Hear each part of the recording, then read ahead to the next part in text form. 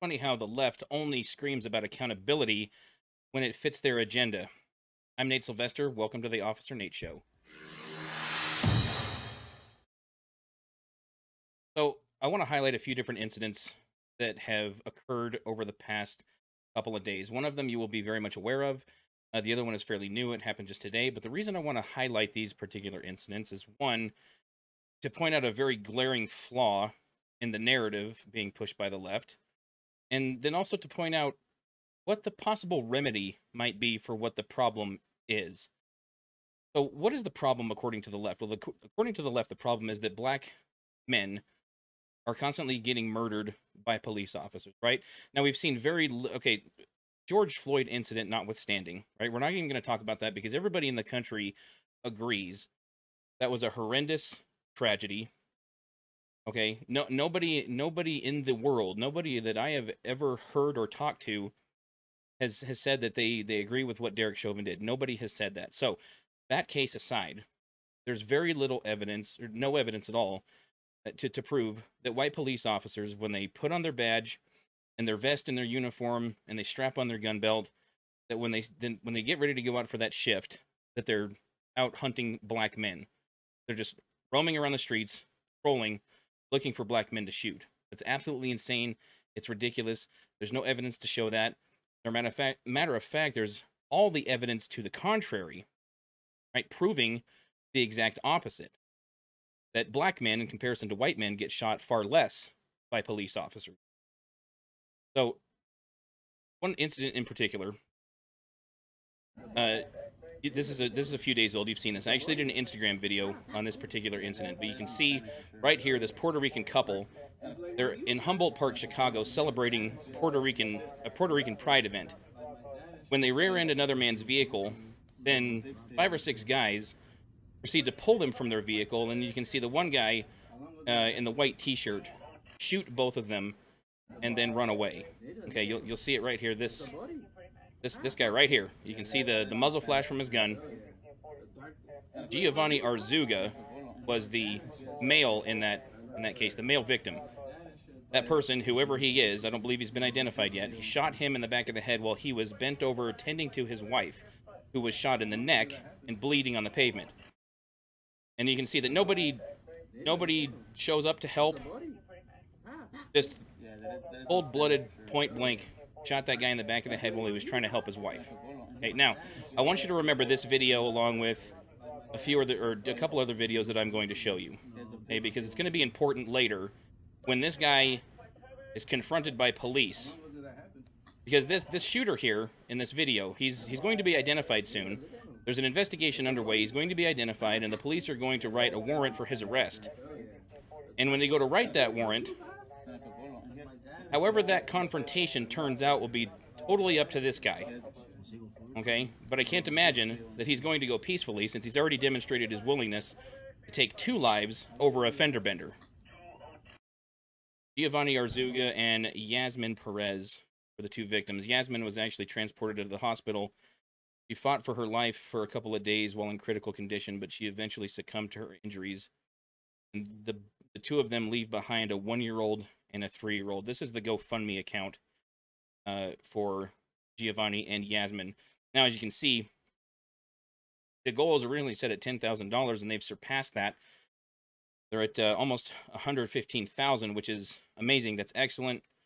Everybody's being very generous and compassionate towards this family. However, if you take into account how much it's going to cost for medical expenses and funeral expenses, and then when all that's taken care of, they still have these 2 little girls. Think about these two precious little girls who have now lost their parents. The other thing to think about is we need to get this number up significantly higher, right? This $14,030. Let's get that number up significantly higher for these folks so they can afford to hire an attorney and pay the legal fees that they'll need to pay in order to sue Lori Lightfoot in the city of Chicago, because she has just done a terrible job of keeping the city of Chicago safe. I get messages daily from friends of mine on social media about an incident, whether it's a shooting, whether it's a stabbing, whether it's some sort of armed robbery, whether it's an incident like you just saw with Giovanni and Yasmin. This happens 2 or 3 times a day in the city of Chicago. And Lori Lightfoot is one of the radical leftist politicians who wants to defund the police. Okay, you want to defund the police so that more incidents like this can happen in your city? So let's help Isali Schaffner get this number up significantly higher so that they can afford to hire an attorney on behalf of Giovanni and Yasmin and sue the city of Chicago and Lori Lightfoot for dereliction of duty at the very least. There's absolutely no excuse for crime like this to go unchecked. Wanton violence in the streets. Like I said, I have friends messaging me almost on a daily basis saying, I can't go visit my mom because if I do, my car's going to get jacked and I'm going to get mugged and probably shot. So if you can't go visit your family for fear of something like this happening to you, right? The shooting in Humboldt Park. If you go visit your mom, something like this is likely to happen to you on your way to or from her house. Thank you, Mayor Lori Lightfoot. You've done a bang-up job. Okay. The next incident I want to talk about. So this is a fairly fresh one. This actually occurred this morning. Okay, so U.S. Marshals actually have joined in a manhunt in Daytona Beach after a 26-year-old police officer was shot in the head by this piece of garbage right here, Othal Wallace. And we're going to watch the body cam footage that's provided in this article. So, warning to younger viewers, it is graphic. It can be disturbing. How's it going? Do you live here? What's going on? Sit down. Sit. Sir. Can you sit down? I'll talk to you. Stop. Okay, come on now. Sit. Come on now. Sit. Don't do this. Sit down. Why are you asking me, do I live here? Do you live here? Yes or no? What's going on, though? Who? Charlie 777. No, back up. Stop. Man.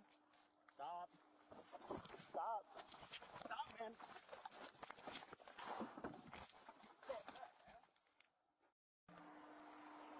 Okay, so you hear the shot go off.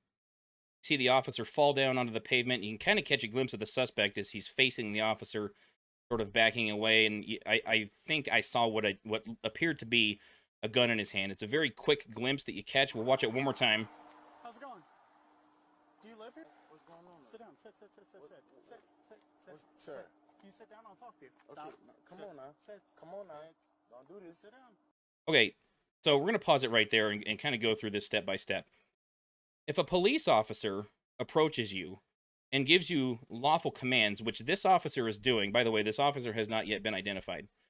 But if a police officer approaches you and gives you a command, whether it's to sit back down in your car, whether it's to step up onto the sidewalk, whether it's to provide your identification, you do not have the right to obstruct or resist those lawful orders. See, this is the problem that we're facing. It's not the need for police reform. Police aren't the problem. There are very, very few instances of police who abuse their authority and use excessive force or use deadly force when it's not justified. That happens very seldomly, very seldomly. The problem is we have a group of people who feel entitled to resist arrest, that have a problem with authority, and believe that when a police officer approaches them and gives them a lawful order, that they don't have to listen, that they can just do whatever the hell they want. So culture reform is what we need, not police reform. It's culture reform. Let's watch the rest of this video again. Do you live here? Yes or no? What's going on, though? Who? Charlie 777. No, back up. Stop. Man. Stop. Stop, man.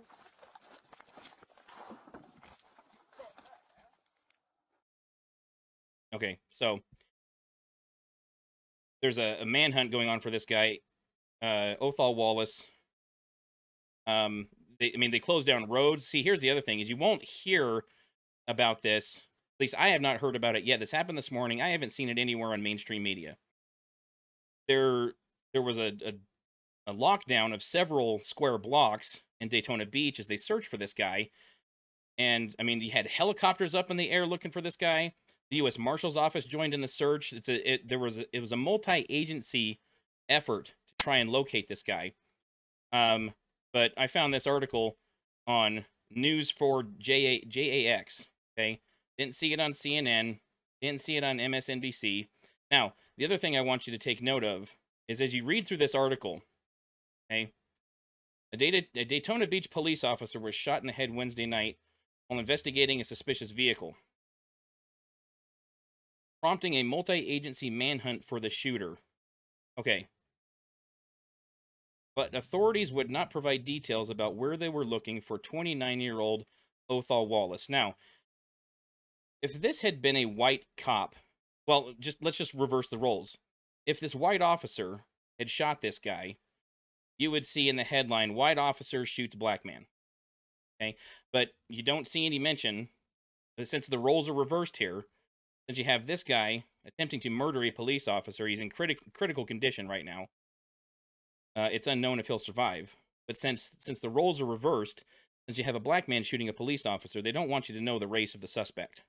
Okay? Because they don't want you to know that what we actually need is culture reform instead of police reform. I mean, looking at this video, let's look at it one more time. How's it going? Do you live here? What's going on? Sit down. Sit. Sir. Can you sit down? I'll talk to you. Okay, Stop. come Sit. on now. Sit. Come on now. Sit. Don't do this. Sit down. Why are you asking me, do I Sit live down. here? Do you live here? Yes or no? What's going on, though? Who? Charlie 777. Nah, back up. Stop. Stop.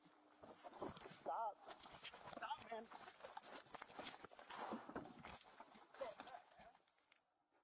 Okay, does anything about that video indicate to you that this is a white privilege problem? That this is a racism problem?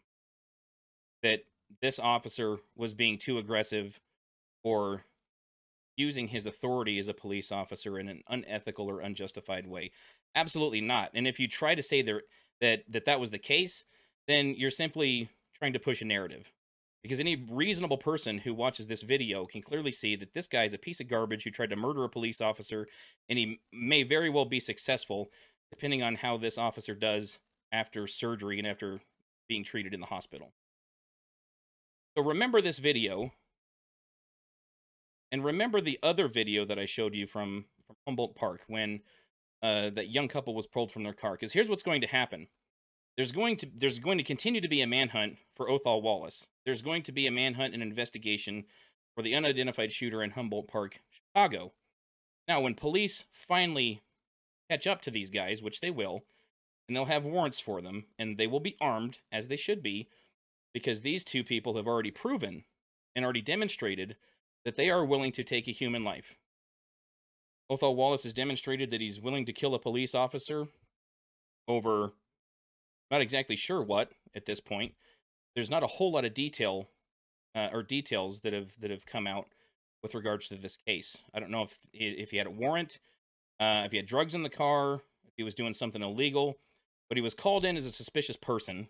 Okay, so the officer had every right to approach him and try and identify him because he was identified by the caller as being a suspicious person, probably in an area that he was not supposed to be in.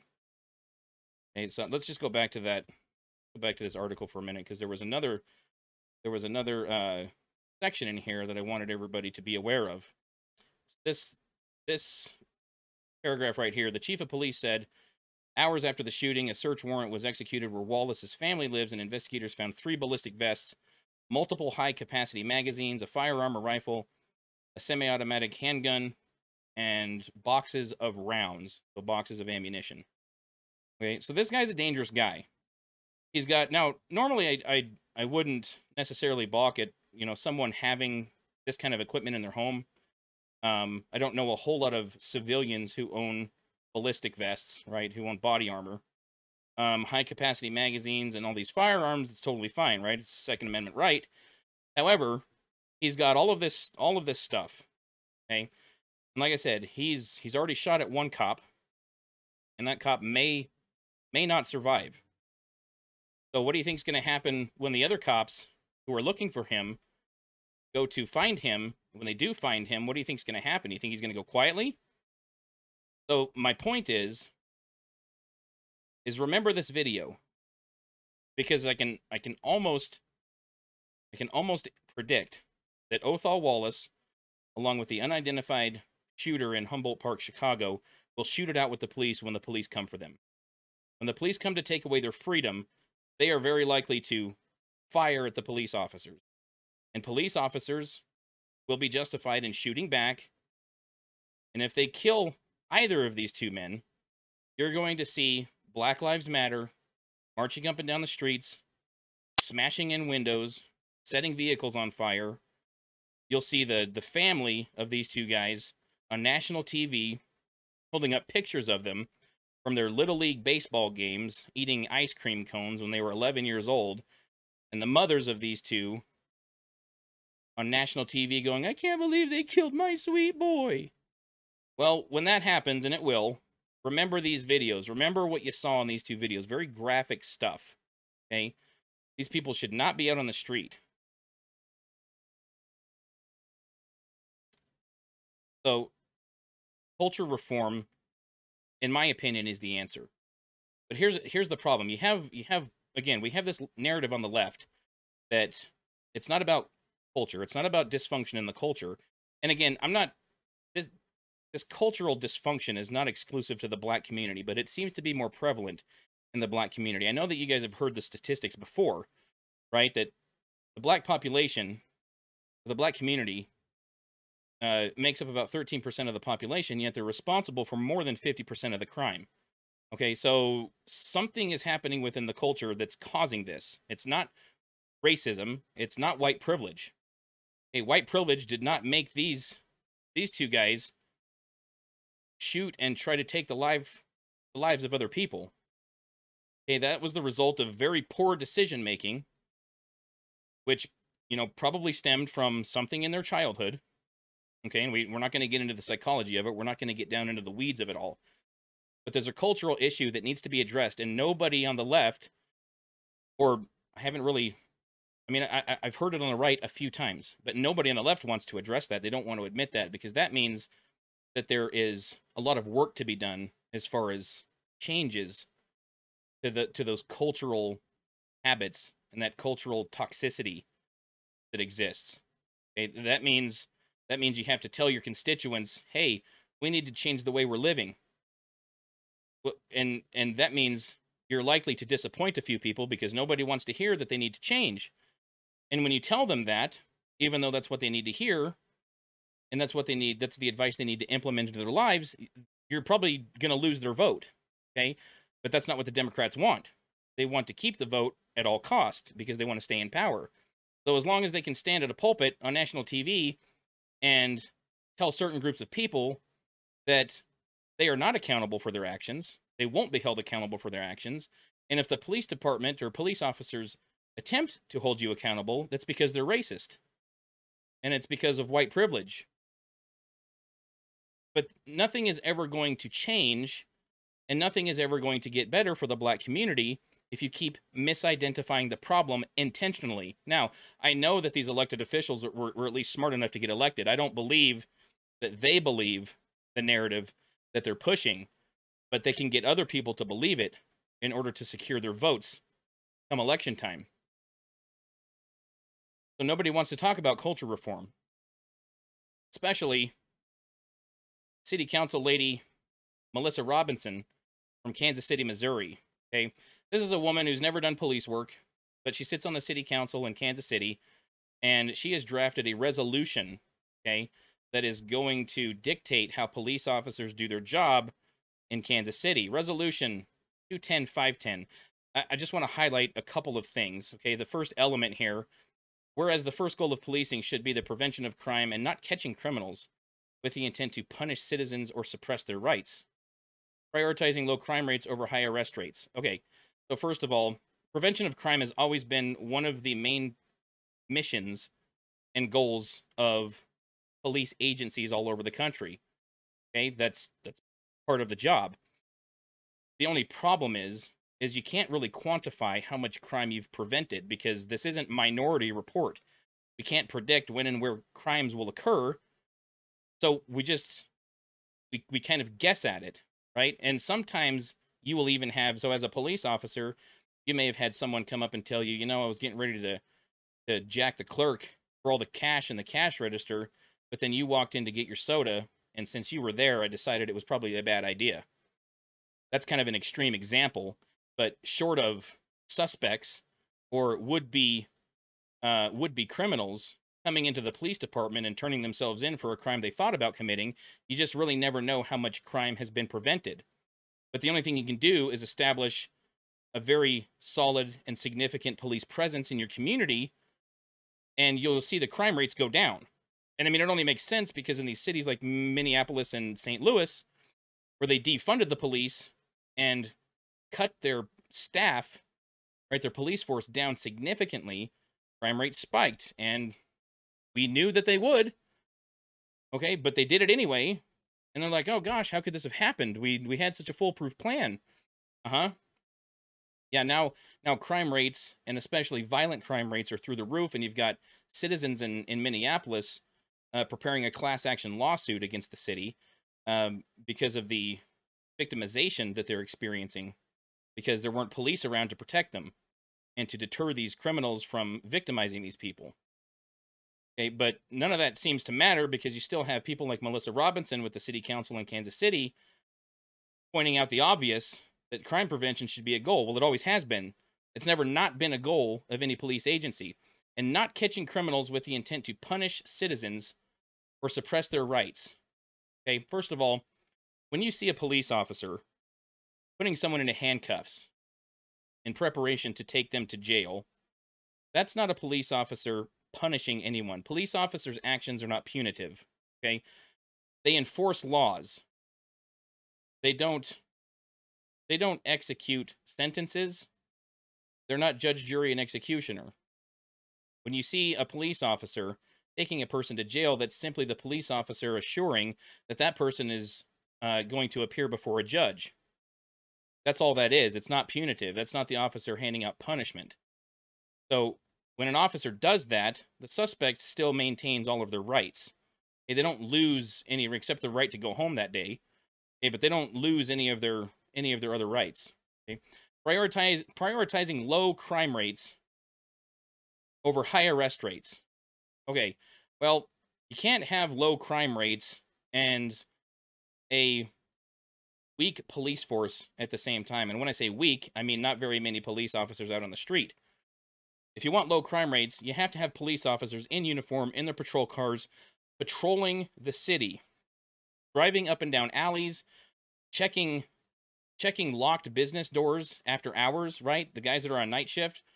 Those are some of the things that I did to try and deter crime and try and prevent crime, was to keep the crime rates low, was to drive up and down alleys and look for suspicious activity. Okay?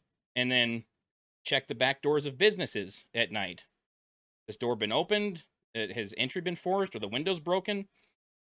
Okay, but when you do that, when you see police officers, I mean, think about it. For you average, ordinary, everyday citizens out there, when you're speeding down the road, or even if you're not speeding, and you see a police officer coming the opposite direction, what do? You immediately take your foot off the gas and tap the brakes and check your speedometer to make sure you weren't speeding. That's exactly what happens to burglars or drug dealers. Okay, when they see a police officer, they're like, ooh, not tonight. Another night. Let's reschedule. Let's reschedule the drug deal. I'm not feeling it tonight. This cop just drove by. He's probably onto us. Okay? That's crime prevention.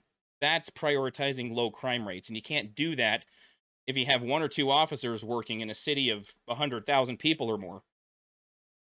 Now, that's obviously an extreme example, but that's exactly what we're dealing with in these cities that have defunded their police. The second element, whereas the key to preventing crime is earning public support and building a culture where every community member believes they have a shared responsibility to prevent crime. Okay, first of all, not every community member is going to believe that. It doesn't matter if you put it in your stupid resolution or not. Not every community member wants to have a shared responsibility in preventing crime because that's why they pay taxes, so the police officers can do it. But somehow we've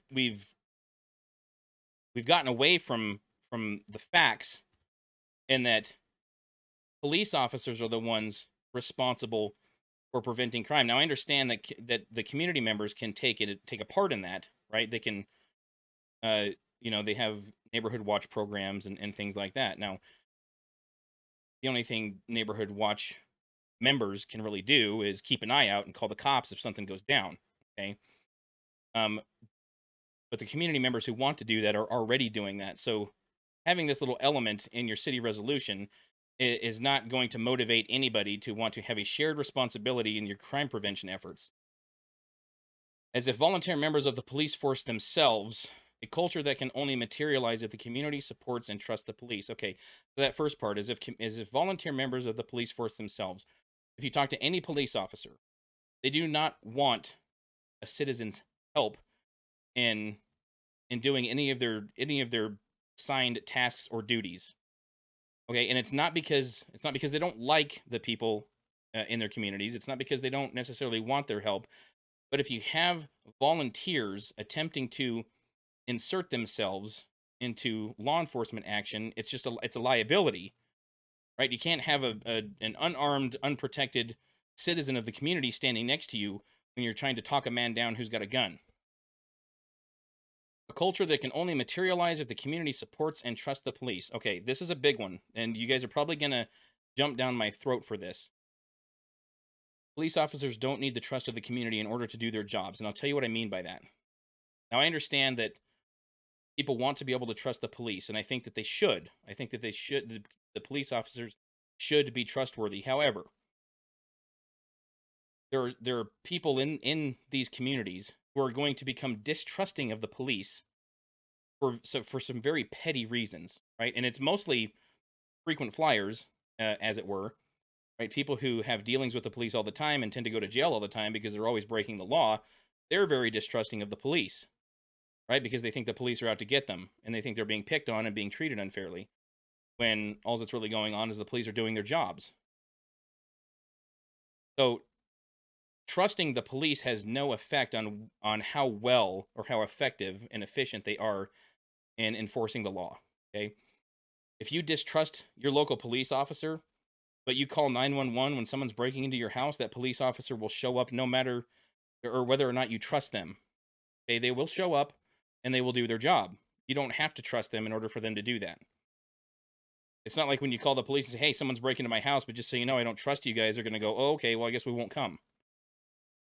So community trust, while it's important, is not paramount to any of the other issues or any of the other things that are important in having a stable and efficient police force.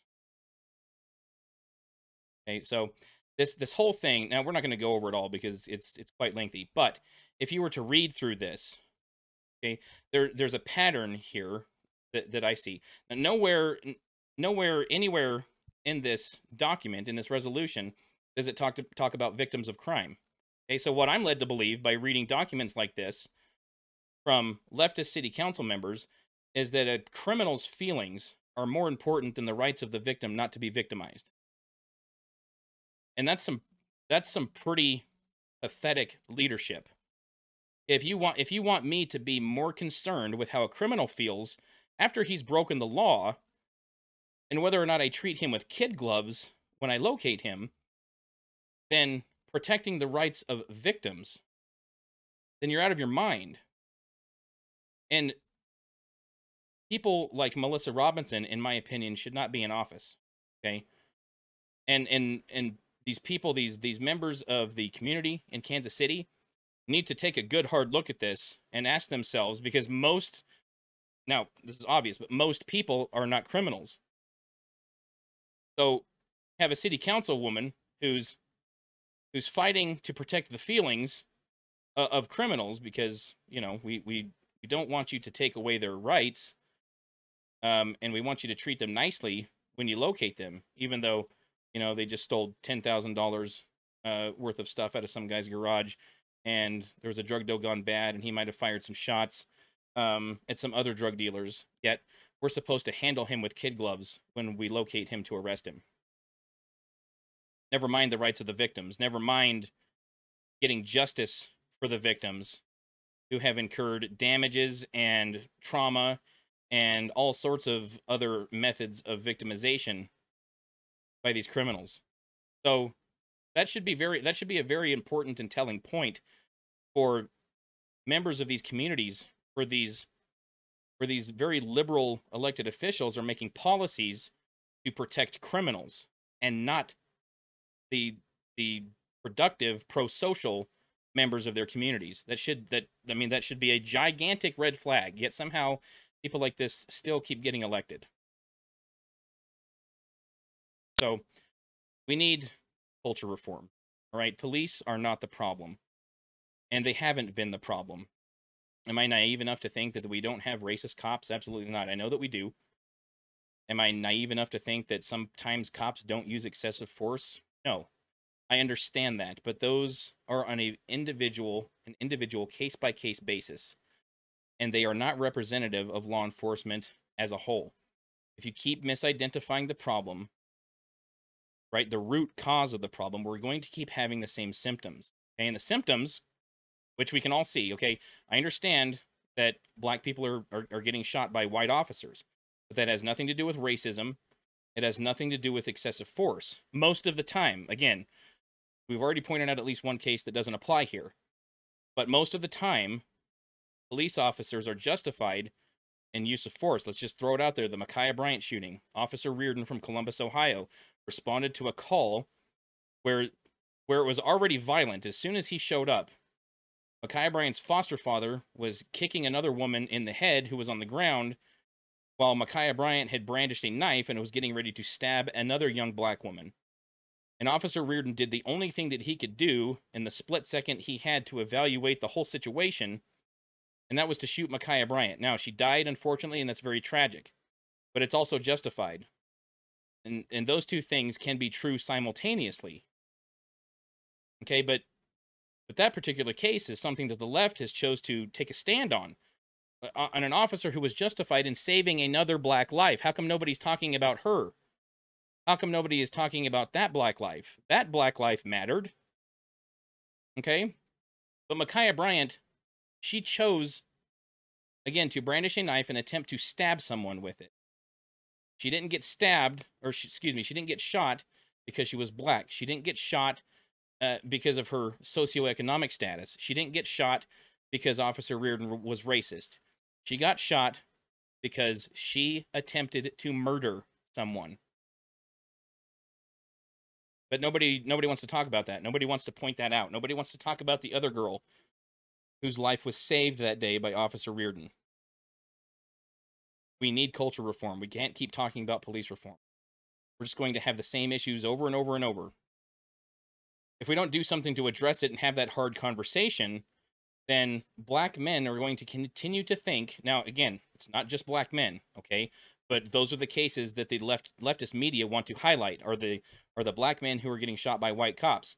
That's going to continue to happen if black men continue to think that it's okay to resist arrest and to threaten officers with their lives. Okay, I'm not saying that resisting arrest it warrants a death sentence. Nobody has ever said that. But when you resist arrest, you increase the likelihood dramatically that something bad is going to happen. Because bad things happen when those altercations ensue. Okay, that's just the nature of violence. If you escalate a situation, you're likely to get at least injured. You're likely to get at least a few bumps and bruises when you fight with the cops. Why continue to fight with the cops? I don't understand this. Why do you think you have the right to resist arrest and fight? I don't know if someone told you that when you were younger, or if it's something that you believe you're entitled to because the leftist media and the Democratic Party is going to continue to stand up for you. Stop fighting with the cops. Stop breaking the law. Let's start there. That's the root cause of the problem, is a culture that does not denounce criminality. And if you don't denounce criminality, then your young people are going to think that it's okay as they grow up to commit crimes, and then think that it's okay to fight with the police. I'm gonna show one more video. This is an incident out of a Six Flags. I'm not sure of the exact location of the Six Flags, but there's nothing graphic about this video, but it illustrates the point that I'm trying to make about culture reform. Let's just watch.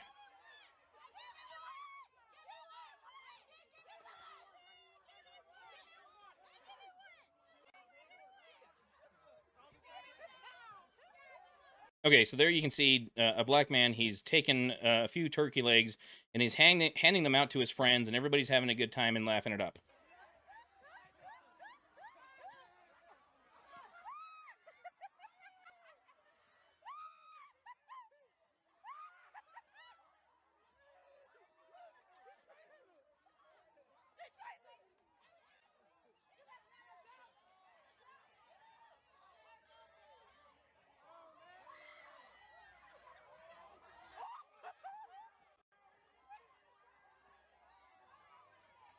They wildin'. He straight chased her ass, Otter. Hey, notice the celebratory tone that a lot of these guys have. Like the young lady filming or with her camera, she's laughing and having a good time, and just it's all a big joke. We'll just steal these turkey legs. It's no big deal. They don't belong to us, but we'll take them anyway.